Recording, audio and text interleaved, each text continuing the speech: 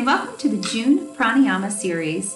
Myself and Melody are going to be showing you techniques that are going to help to keep you balanced throughout the next month. We have two major chakra systems we're working on. One is the sixth, or the third eye, and one is the second, which is down lower in your abdomen. It's your sacral chakra. Right there. Perfect, Melody. It's going to be underneath your belly button. So the sacral chakra is the color of orange, and the sixth chakra is the color of indigo. So those are going to be the two spots that we're focused in on the most right now. Reason being is because the alignments are really going to be giving those spots a workout.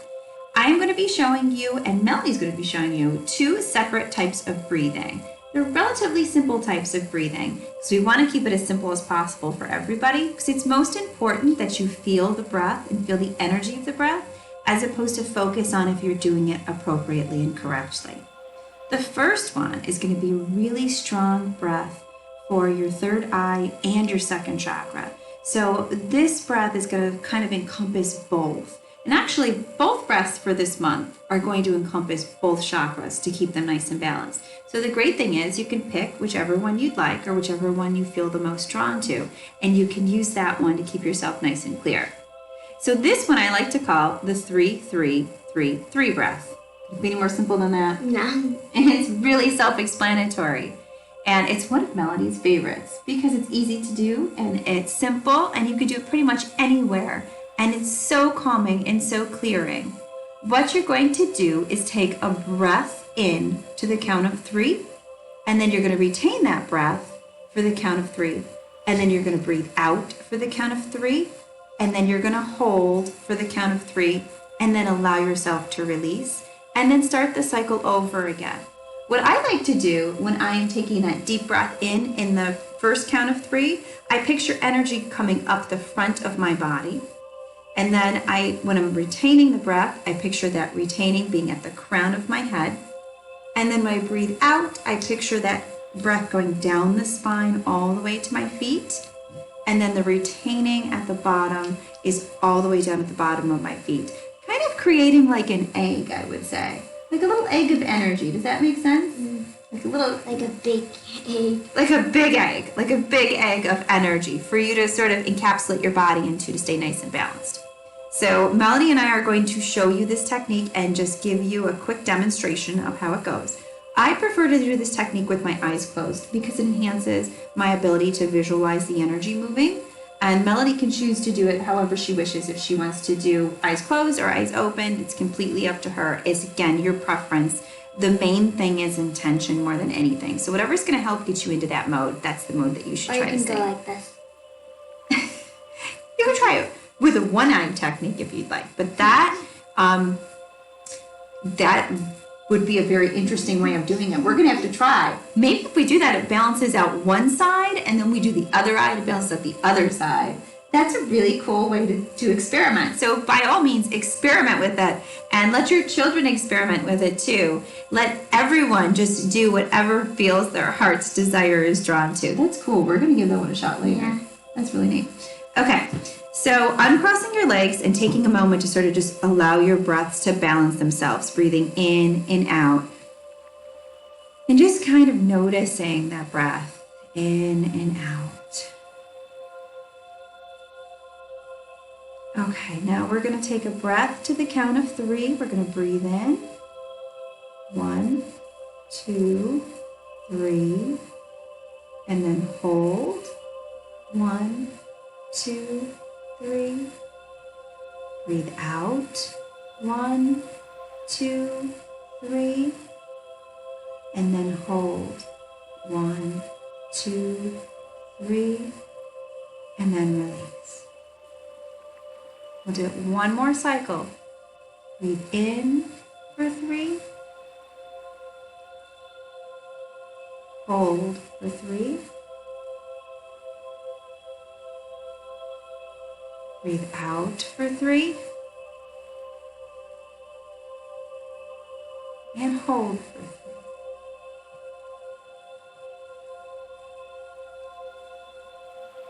Oh, you could just feel that flow. You could just feel that energy kind of starting up. How about you? Me too. Did it make you tired? Mm-hmm. It just relaxes you right out, which is one of the coolest things about this breathing.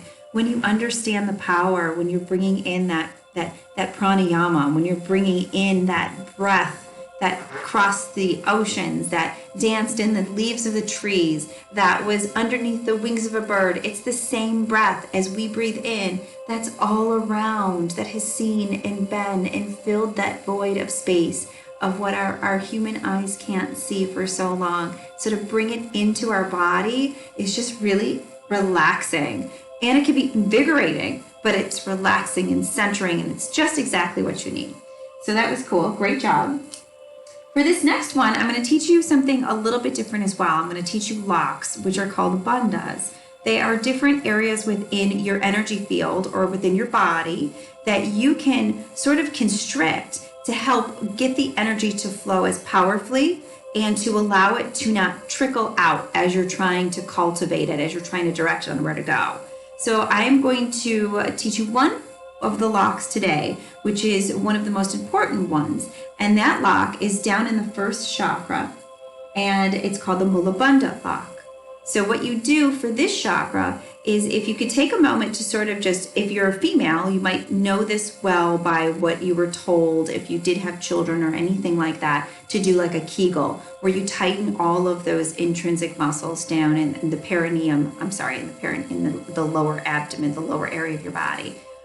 For children, the easiest way to explain this is, if you are going to be going to the bathroom, you're going to be going pee, and you want to stop peeing, you would use the same muscles that you use to stop peeing. Also, a funny thing that we like to do, or we like to say in order to teach this, which is kind of, gross for some people, but for us, we sort of think it's funny. If you're really trying hard to not pass gas, that same motion that you make in that lower part of your body, in that lower part of that region of your first chakra, is that lock. So what you want to try and do during this breath is you want to activate that lock. And you're going to feel a lot of different things that you normally don't feel, because how often do we place our attention there? How often do we focus on that center?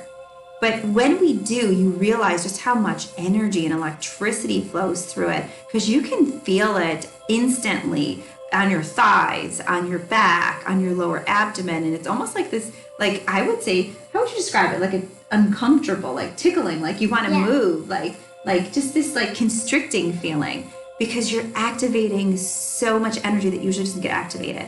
And that's one of the most amazing things about this breath. So all you're going to do for this breath is you're going to take a deep breath in, and then you're going to hold it, and then you're going to activate that bandha. And you're going to hold it and hold it and hold it for as long as you can, and then just allow it to release out.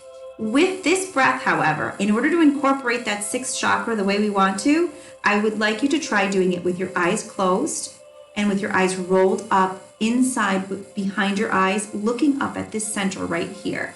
And for Melody, or someone around Melody's age, or someone who's doing this for the first time, you may want to actually have them close their eyes and then touch their forehead like this and tell them to look where my finger's pressing. That will give them the idea of how to get those eyes to roll upward, and even maybe you yourself. So what you're going to do is you're not going to necessarily count this to a certain level of counts. You're just going to breathe in and then allow that to go all the way up, as much of breathing as you possibly can. Another thing you might notice when you do these breathing techniques is you yawn a lot. Yeah. And you do it because you're filtering energy to your adrenal glands, to your entire endocrine system, to your whole body that's not used to getting. So it sort of doesn't know what to do with that additional energy. So it creates situations where you breathe in heavier to sort of waft it and bring in more and more. So don't be surprised if you do find yourself kind of really wanting to yawn during any of these. It's part of the process, and it's kind of a cool thing. It brings more energy in.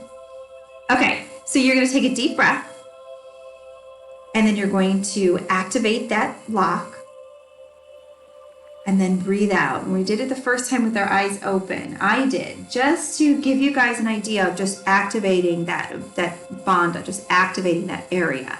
Now we're going to do it with our eyes closed. And we're going to squeeze as tight as we can with that lower abdomen lock, or that lower body lock.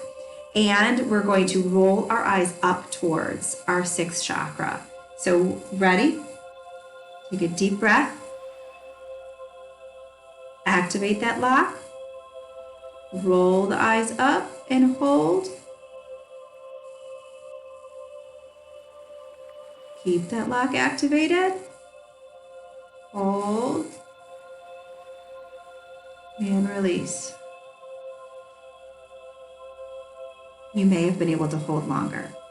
If you can, hold as long as you can as you do it. How did you do? Did you hold for a while, or were you able to hold for just a few seconds? Hold for a while. You held for a while? Did you feel the pressure up here in your head? Yeah. That's the coolest thing. You can instantly feel the fact that you took energy from your lower chakra region and you drew it up to your upper chakra region. Your head will almost feel like it's pulsating. I would recommend for beginners to do this breath for maybe 5 cycles for the first day or so, and then sort of graduate on, increasing by 1 or 2 as you go. Make sure you take adequate time in between. It's not about every breath needs to be held. It's more, okay, I'm going to take a deep breath, I'm going to hold it, retain, and then I'm going to relax. And I'm going to let that energy flow back and forth. If you experience any dizziness or anything like that during this breath, you definitely want to just take some time out to allow that energy to flow back and forth with normal breaths. And that might happen if you are getting energy into your body that is not used to it. Because how often do we take a deep breath? How often do we direct our breaths? How often do we use that life force for what it's meant to be used for? Not very. So when it hits your system, sometimes it could be a little bit of shock. So don't panic if that does happen.